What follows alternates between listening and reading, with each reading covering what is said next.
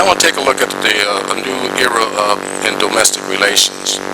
Before winning the national election of 1943, William Tubman had gained fame as the legal defender of the Liberian officials involved in the League of Nations investigations into forced labor and slavery in Liberia. He was well respected by both the Liberian elite and as defender of the faith, and also by the local people, because many times in the past he had taken on cases without compensation.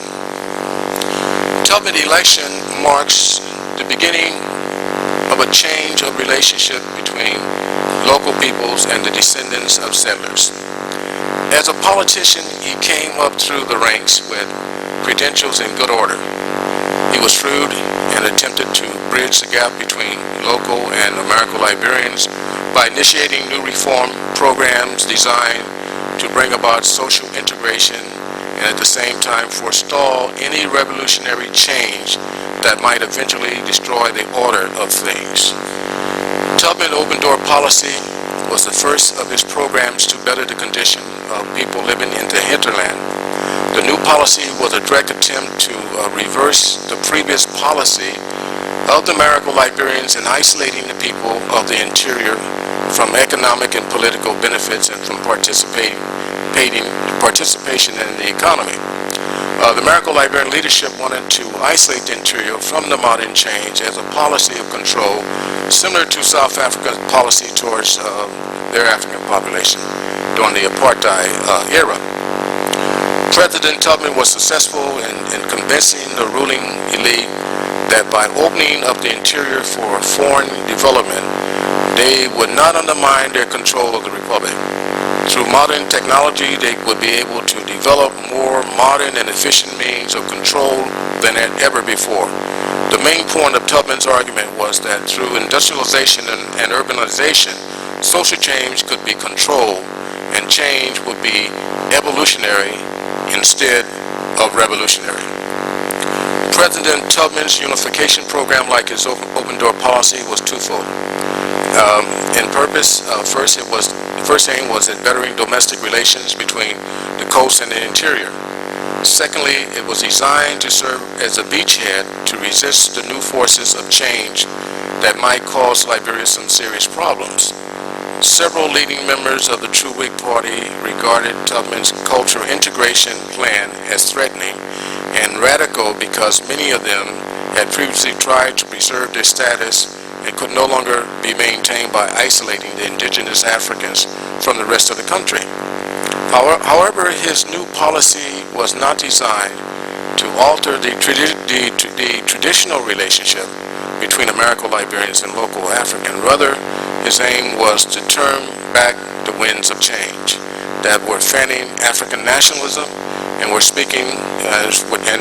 spreading through Nigeria, the Gold Coast, later to become Ghana, and most of the other colonies still under European rule.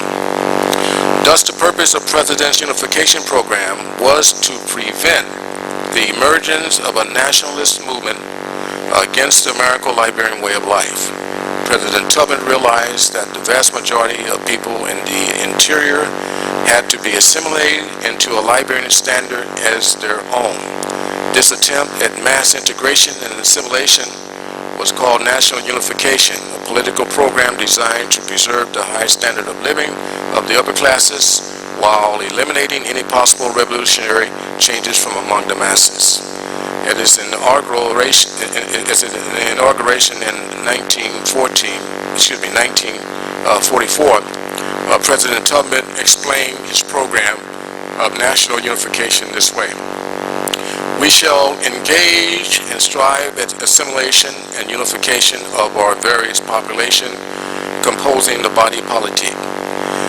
Liberia must be a place for all Liberians to live in alike, all to stand equally privileged, responsible and protected by like administrations of law. All classes of our people must be made to fuse and coalesce into a solid whole. In a speech in 1955, he again detailed his reason for his unification policy. President Tubman realized that when the horizons are severely restricted, unrest, discrimination, and even insurrection and rebellions are often the end product. Finally, the rise of nationalism throughout West Africa and after World War II, the true Whig Party saw the fundamental necessity of bettering the domestic situation at home because repercussions were being felt in Liberia's relation with many of the emerging nationalistic governments. As a direct response, substantial legislation was passed with the aim of diminishing the distinction between coastal communities and the interior. In addition, President Tubman extended voting rights to all property holders who paid their HUD tax. Next, he established elected representation in the House of Representatives for the provinces, which were in 1964 turned into counties and given full representation in the Liberian Senate. Despite the many negative sides of President Tubman's open door and unification policies, they did bring a new era of change in the standard of living of the indigenous Africans.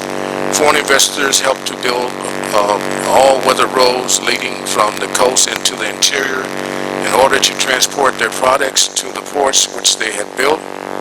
As a result of the open door policy, many concessionary companies built more effective road systems in the interior, and also there were some spin-off developments also occurred.